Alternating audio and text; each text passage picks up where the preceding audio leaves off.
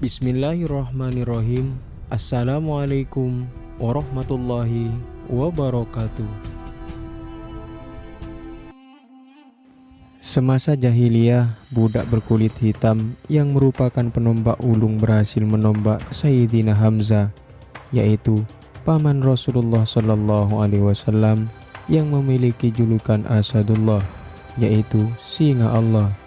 Namun, ketika ia telah berislam, ia membunuh Musailamah Al-Khazzab, sang nabi palsu.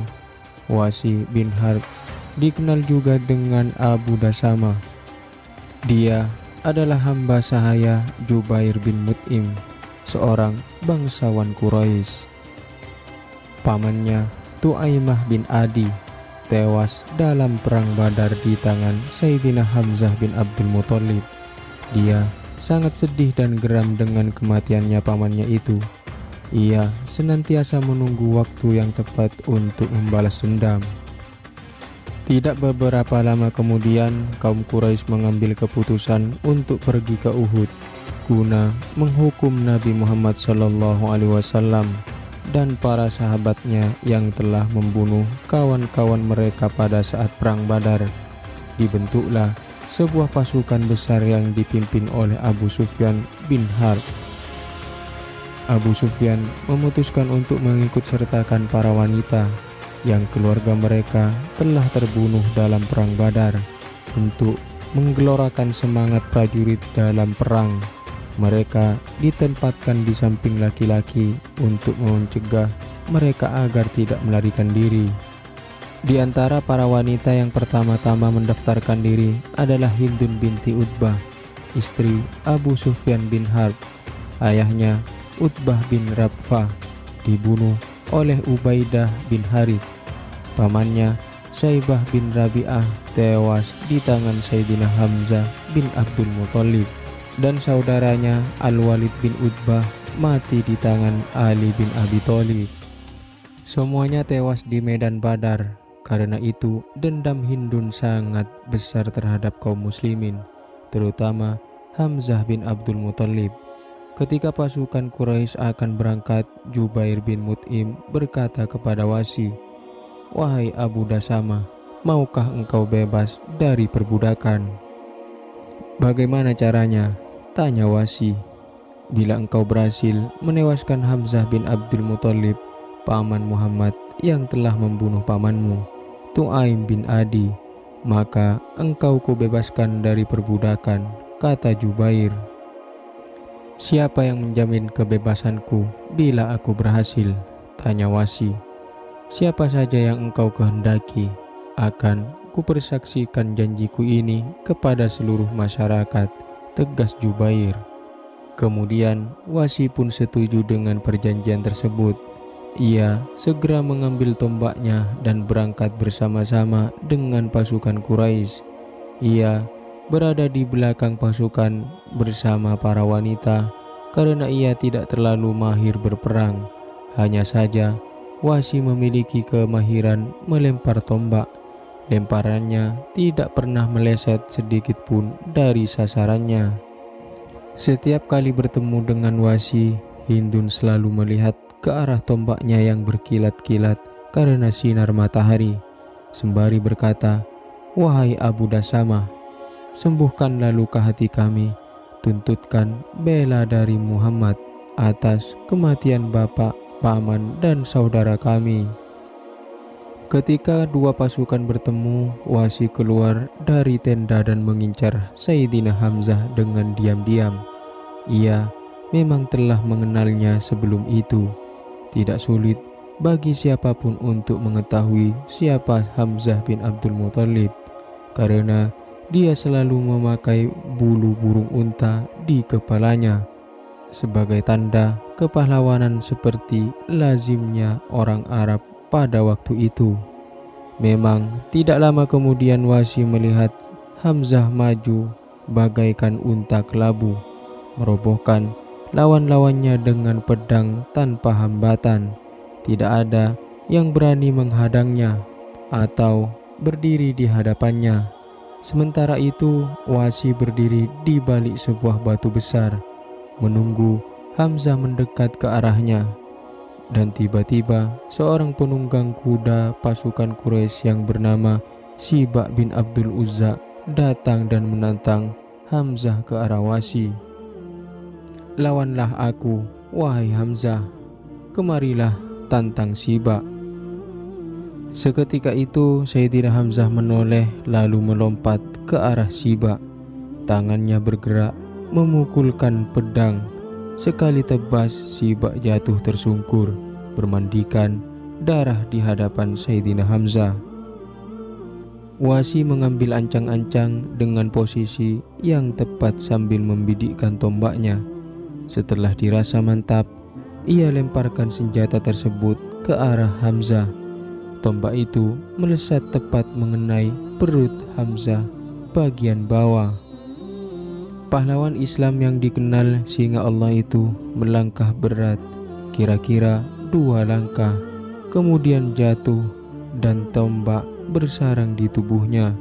Wahsy tidak bergerak dari tempat persembunyiannya. Setelah yakin Sayyidina Hamzah benar-benar mati, baru ia mendatangi tubuh Hamzah dan mencabut tombaknya, lalu kembali ke perkemahan karena tidak ada kepentingan selain itu. Pertempuran berkecamuk dengan sengitnya, korban pun mulai berjatuhan. Tatkala tentara kaum muslimin mengalami desakan hebat, Hindun dan beberapa wanita lainnya keluar dari perkemahan, lalu melangkah di antara mayat-mayat yang bergelimpangan. Lalu Hindun mengambil hati Sayyidina Hamzah bin Abdul Muthalib. Ia kunyah dan dimuntahkan kembali.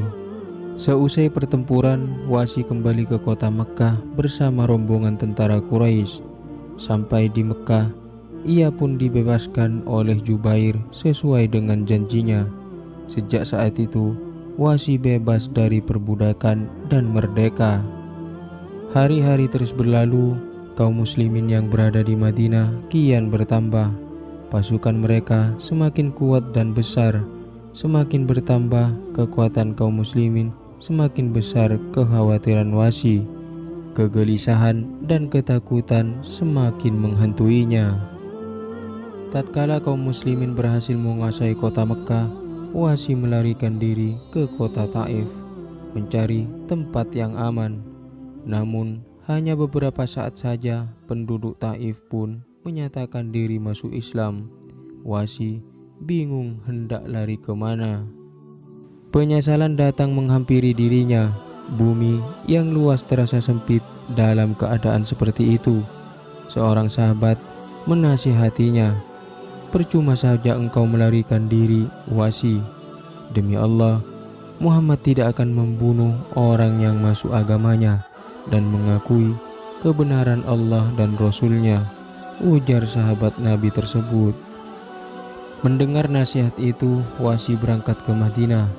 Di hadapan Rasulullah Sallallahu Alaihi Wasallam, ia menyatakan diri masuk Islam.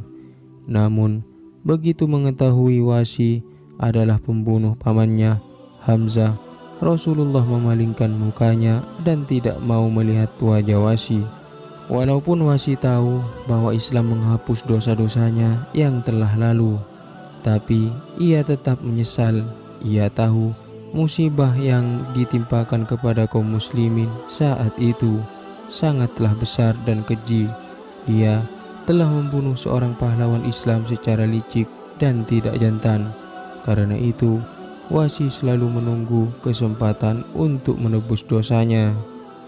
Setelah Rasulullah wafat, kepemimpinan kaum muslimin beralih ke tangan Abu Bakar As-Siddiq radhiyallahu anhu di bawah pimpinan Musailamah Al-Kadzab, si nabi palsu.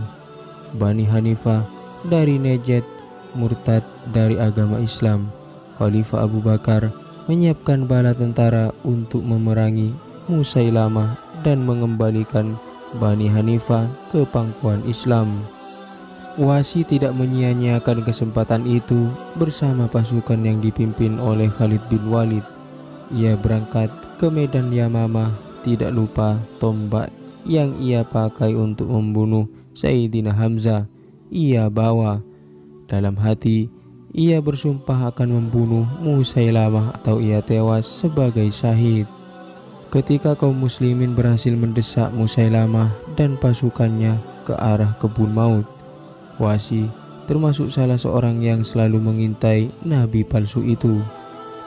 Saat Al-Barra bin Malik berhasil membuka pintu gerbang pertahanan musuh, Wahsy dan kaum muslimin tumpah ruah menyerbu markas Musailamah. Seorang Ansar turut mengincar Musailamah, seolah-olah tidak boleh ada orang lain yang mendahuluinya. Wahsy bin Harb melompat ke depan. Setelah berada dalam posisi yang tepat, ia bidikkan tombaknya ke arah sasaran. Beliau dirasa tepat. Wahsy melemparkan senjatanya. Tombaknya melesat ke depan mengenai sasaran. Pada saat yang sama, prajurit Ansor yang sejak semula turut mengincar melompat secepat kilat yang memukul leher Musailamah dengan pedangnya. Hanya Allah lah yang maha tahu siapa sebenarnya yang membunuh Musailamah, Wahsy atau prajurit Ansar itu.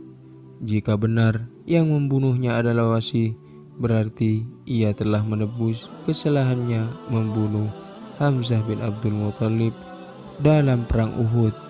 Apakah ganjaran orang yang telah membunuh musuh Islam kecuali surga? Semoga bermanfaat. Wallahu a'lam bishawab.